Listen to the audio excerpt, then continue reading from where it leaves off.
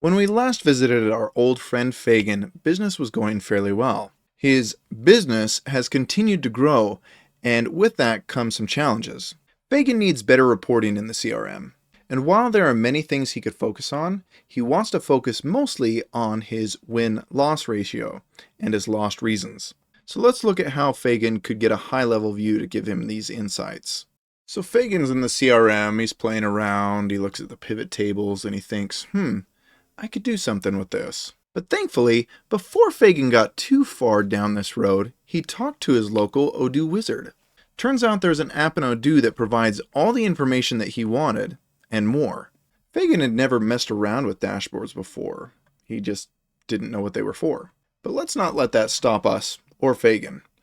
So if we go into dashboards, you can see that there's a ton of information available for us here.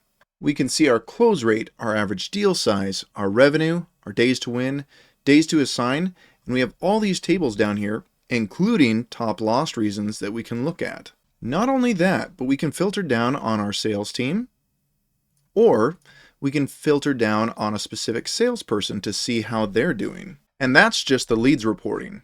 We also have this little pipeline dashboard here that shows us what our expected revenue is going to be, how many opportunities we have to close, and again, we can filter all this by many different criteria. So it's a good thing that Fagin checked with his local ODOO Wizard first. Now we have to recognize that these dashboards don't necessarily cover everything that you and your team want to see when it comes to KPIs and measurements.